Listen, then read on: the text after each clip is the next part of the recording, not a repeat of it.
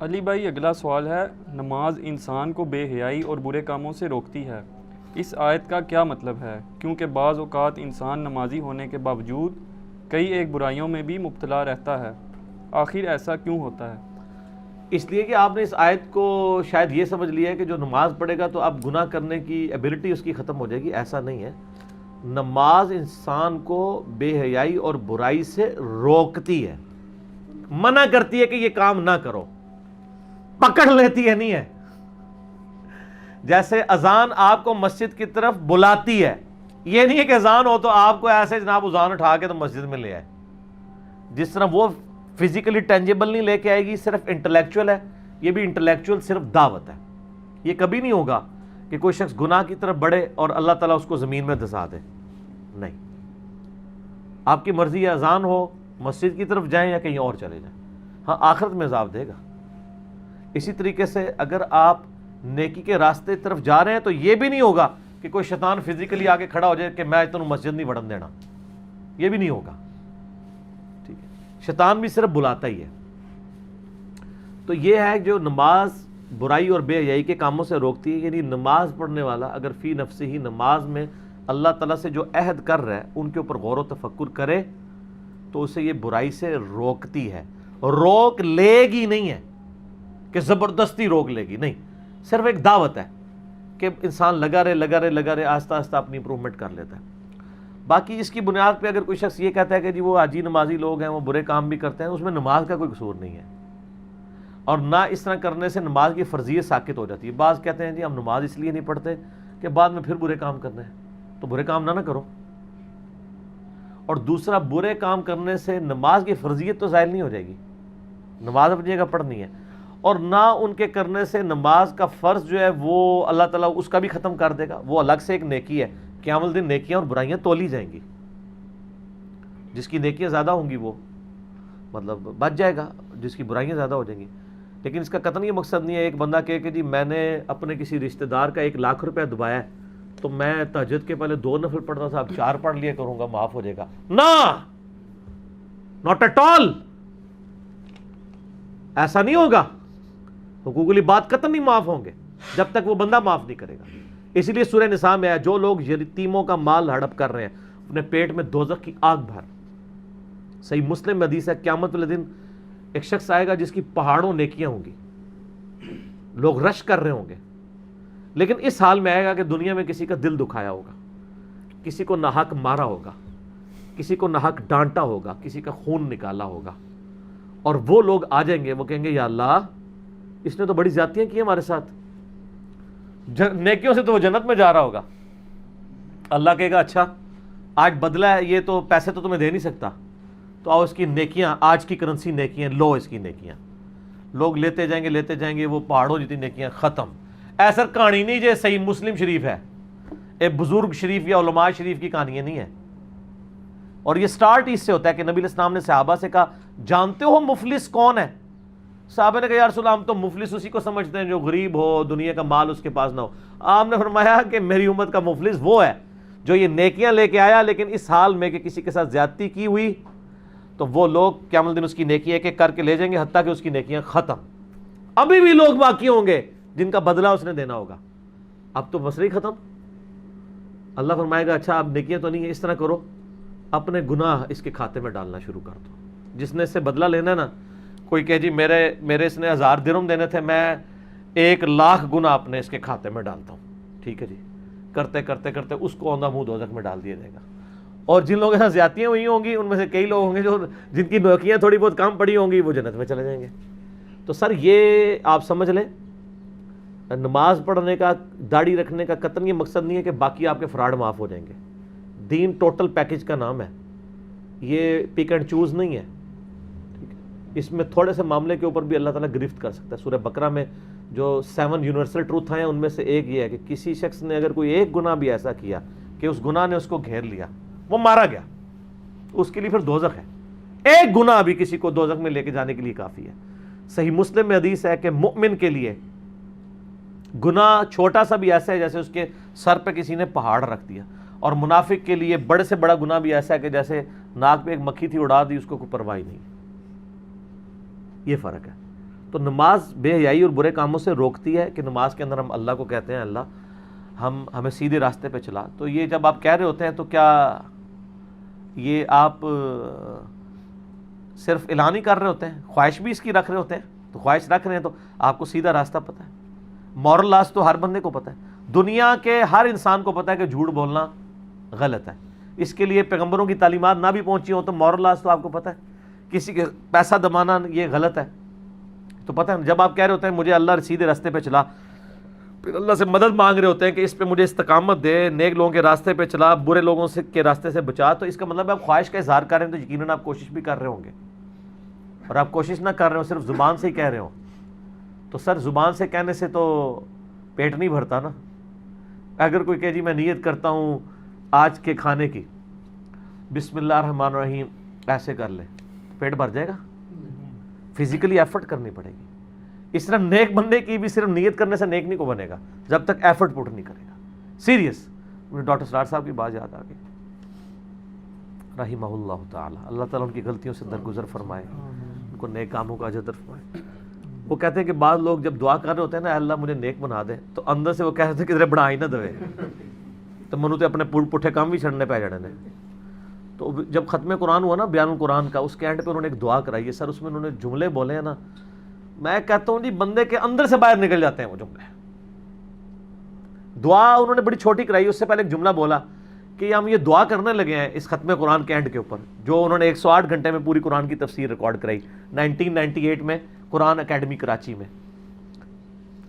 ان کا اگر تو واقعی ہم نیک بننا چاہتے ہیں اندر سے تو ہم اللہ سے مانگ لیتے ہیں, اور اگر ہم اندر سے نہیں بننا چاہتے, ایک رسمن دعا کرنا چاہتے ہیں, تو یہ بھی اور دعاؤں کی طرح ایک دعا ہی ہوگی, اس کے بعد اینڈ رزلٹ کچھ نہیں نکلے گا. تو وہ بھی اور نمازوں کی طرح ایک نماز ہی ہوگی, اس کا اینڈ رزلٹ کوئی نہیں نکلے گا جب کوئی بندہ چینج ہونا ہی نہیں چاہتا. ٹھیک ہے, ایک بندہ کہہ رہا ہے مجھے نیک بنا دے, اور وہ اندر نیت کر رہا ہے کہ کہیں نیک بننا پڑ گیا تو مجھے تو اتنا کچھ چھوڑنا پڑ جائے گا, کدھر بڑھا ہی نہ دوے, ڈر رہے ہوئے اندروں. وہ اسی طریقے سے اسی پیشن کے ساتھ نیک بننے کی خواہش کر رہا ہو جس طرح ایک سخت پیاسا بندہ جون جولائی میں روزے کے وقت یہ نیت کر رہا ہوتا ہے کہ جیسے ہی روزہ کھلے گا تو میں ٹھنڈا پانی پیوں گا. اس لیول کی اگر اس کی نیت ہوگی نا نیکی کرنے کی, پھر ہی نیکی کی توفیق ملے گی. اور وہ شخص جس کا ایک دفعہ گرم استری سے ہاتھ جل جائے, وہ دوبارہ ٹھنڈے استری کو بھی ہاتھ لگاتے ہوئے جس طرح ڈرے گا نا, اس طرح جب گناہوں سے ڈرنا شروع کرے گا نا تو پھر اس کو گناہوں سے بچنے کی توفیق ملے گی. آپ کو میں ایک مثال دیتا ہوں. اگر کوئی شخص آپ کی دعوت کرے اور آپ کی پسندیدہ چیز پکائے اس دعوت میں, مثلا میں اپنی بات کر رہتا ہوں, بریانی پکا لیں, تو اور میں نے صبح ناشتہ بھی ہلکا کیا ہو, دن کو میں کھانا نہ کھاتا ہوں, اور ڈنر میرا بریانی کا ہو, اور جیسے ہی میں اس کی بیٹھک میں انٹر ہوں بریانی کی خوشبو محلے سے ہی کی گلیوں میں ہی آنا شروع ہو جائے, تو بس صرف بریانی شریف کے سامنے آنے کی دیر ہے, پھر ایک میں ایک تو باقی سارے پھٹے منہ, یہی ہوگا نا. اچھا, لیکن بریانی کھانے سے 1 منٹ پہلے ایک کلین شیف بندہ میرے کان میں آ کے کہ یہ جو 10 داڑھی والے ہیں جو آپ کے بڑے معتقدین ہیں, آپ سے بڑی محبت کرتے ہیں, آپ کو اپنا بزرگ سمجھتے ہیں, انہوں نے اس بریانی میں زہر ڈالا ہوا ہے, تو میں کیا اس کلین شیف سے کہوں گا تو نے داڑھی نہیں رکھی, میں تیری گالی نہیں بننی, ہائے داڑھی تو پہلے پوری کر, ہوگا ایسے؟ یا میں کہوں کہ اتنے بڑے بڑے بزرگان دین یہ ایسا کر سکتے ہیں, یہ بھی میں نہیں کہوں گا. جو ہم لوگوں کہتے ہیں قرآن و سنت میں لکھا, کہتے ہیں بزرگوں نے سمجھ آیا, اور زہر کھواندے رہنے تو ایمان ہی مار کے رکھ چھڑیا انہوں نے. ٹھیک ہے, میں اچھی تے بہت اچھی ہے وہ کر چھڑے تھوڑے انہوں نے. اچھا, تو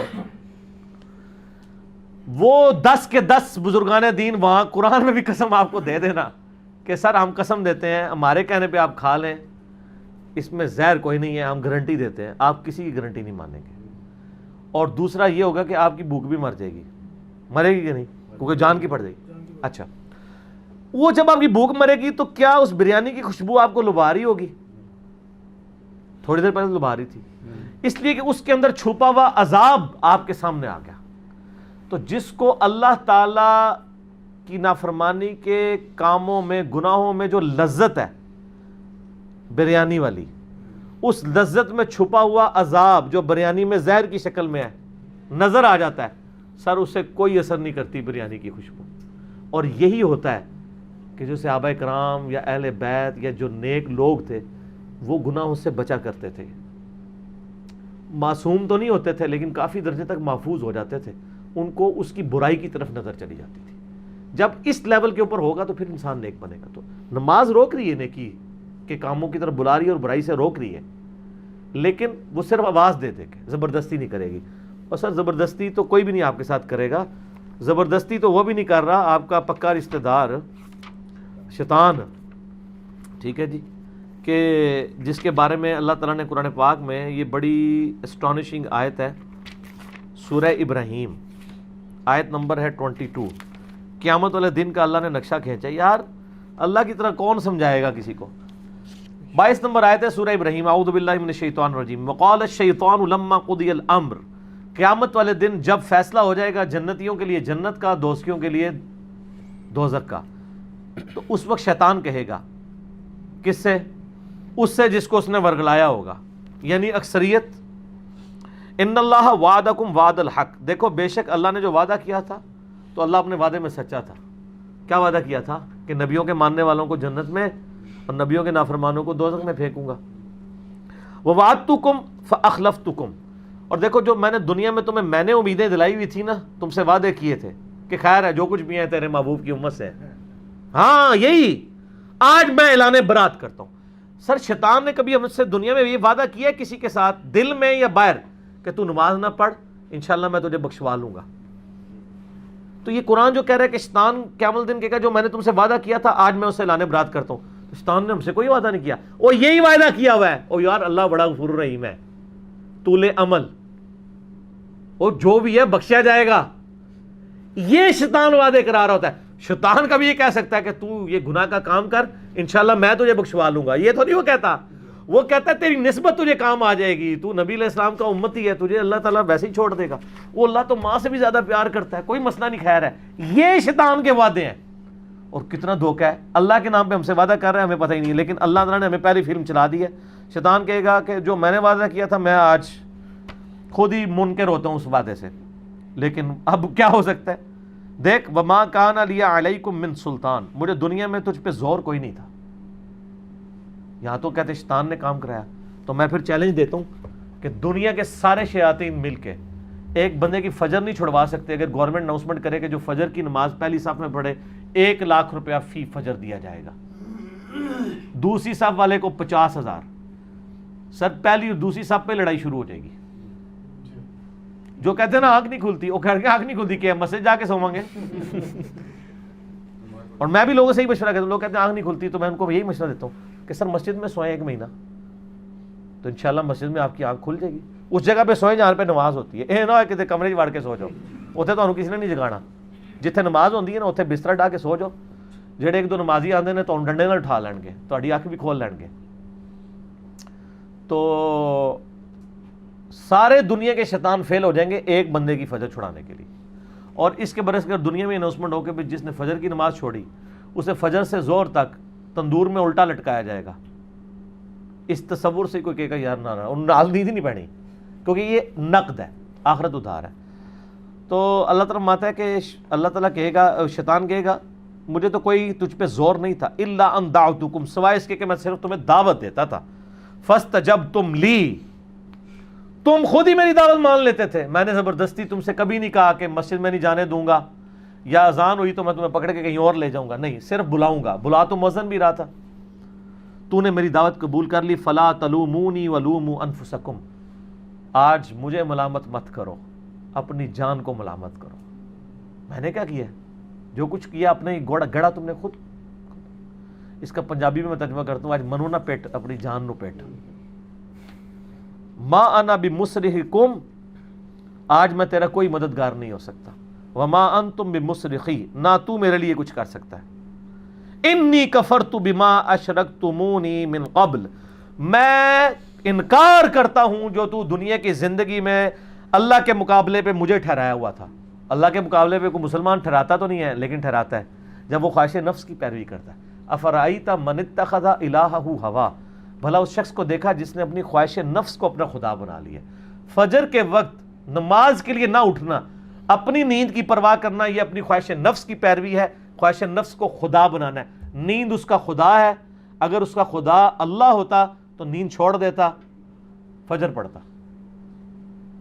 یہ ہے خواہش نفس خدا.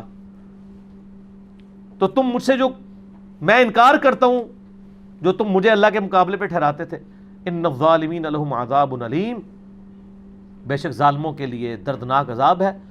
اور سائملٹینیس کنٹراسٹ, وَأُدْخِلَ الَّذِينَ آمَنُوا وَعَمِلُوا الصَّالِحَاتِ, اور داخل کر دیا جائے گا اہل ایمان کو جنہوں نے نیک اعمال کیے, جنات تجری, ایسی جنت میں, ایسے باغات میں جن کے نیچے نہریں بہتی ہوں گی, من تحتها الانہار خالدین فیہا, وہ اس میں رہیں گے ہمیشہ ہمیش, باذن ربہم, ان کے رب کے اذن سے, تحیتہم فیہا سلام, اور وہاں ان کا استقبال ہوگا فرشتوں کی سلامتی سے. یہاں بھی آپ کسی بڑے ہوٹل میں جائیں نا, تو انہوں نے بار میں وہ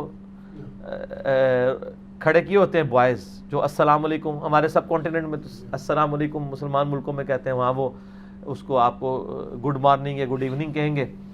تو وہاں پہ فرشتے کر رہے ہوں گے. ٹھیک ہے, تو اس سے پتہ چل گیا کہ صرف دعوت والا معاملہ ہے. شیطان بھی دعوت دیتا ہے, رحمان بھی دیتا ہے. بخاری مسلم میں حدیث ہے, مسلم شریف میں ذرا ڈیٹیل کے ساتھ ہے. بخاری مسلم میں الفاظ ہیں کہ شیطان تمہارے جسم میں خون کی طرح دوڑتا ہے, اور صحیح مسلم میں الفاظ ہیں کہ ہر انسان کے ساتھ ایک فرشتہ ہے اور ایک شیطان ہے, یعنی جن. فرشتہ اسے نیکی کی طرف بلاتا ہے, شیطان برائی کی طرف. صحابہ نے بڑی جرأت کر کے پوچھا, یا رسول اللہ آپ کے ساتھ بھی؟ فرمایا ہاں میرے ساتھ بھی, لیکن اللہ تعالیٰ نے مجھے اس پہ غلبہ دیا, میرا شیطان بھی اب مطیع ہو چکا ہے, مجھے وہ نیکی کی طرف ہی بلاتا ہے. یہ ایک ہی شخص ہے جس کے بارے میں گارنٹی ہے کہ اس کے ساتھ شیطان والا عنصر نہیں ہے. وہ بخاری مسلم میں حدیث ہے نا کہ جب آپ کی 12 سال عمر تھی تو فرشتے نے آ کے آپ کا سینہ چاک کیا, دل میں سے خون کا ایک لوتھڑا نکالا اور کہا یہ شیطان اور دنیا کا حصہ تھا جو زمزم سے دھو دیا. اور یہی پھر معراج کے موقع پہ بھی ہوا. یہ نبی الاسلام کو اللہ تعالیٰ نے ایک خصوصیت دی ہے, باقی کسی اور کے لیے نہیں ہے. یہی تو آپ کا ٹیسٹ ہے. اس ٹیسٹ سے بھاگنا بھی نہیں ہے. وہ غامدی صاحب کی بات مجھے بڑی اچھی یاد آتی ہے. بعض لوگ دنیا چھوڑ چھاڑ کے بیٹھ جاتے ہیں, دنیا جس کو وہ دنیا سمجھتے ہیں. دنیا میں آپ نے یہ, آپ کی کشتی نے اسی پانی کے اوپر چلنا ہے, لیکن پانی کشتی کے اندر نہیں آنا چاہیے. تو غامدی صاحب نے بڑی اچھی بات کی تھی کہ اگر کوئی شخص دنیا چھوڑ چھاڑ کے چلا جائے تو اس شخص کی مثال اس بندے کی سی ہے جسے امتحان گاہ میں پیپر لینے کے لیے بٹھایا جائے اور پیپر خالی پکڑا کے چلا جائے. اور جس کو آپ امتحان سمجھیں یہ آپ کا پیپر ہے, آپ کے بیوی بچے ماں باپ آپ کے سارے معاملات یہ آپ کے پیپر ہیں. آپ جنگلوں میں نہیں جا سکتے, یہ پیپر دیں گے تو جنت ملے گی, جنگل میں چلے گئے تب بھی فیل, پھر تو خالی پیپر ہی دے دیا. اسی کو تو آپ نے, اللہ نے آپ کا ٹیسٹ رکھا ہے گیون سرکمسٹانسز میں. ورنہ تو قرآن اور حدیث یہ کہتا ہے کہ چھوڑ کے سب کو چلے جاؤ. اس نے سلوک کا کہا گیون سرکمسٹانسز. ٹھیک ہو گیا جی.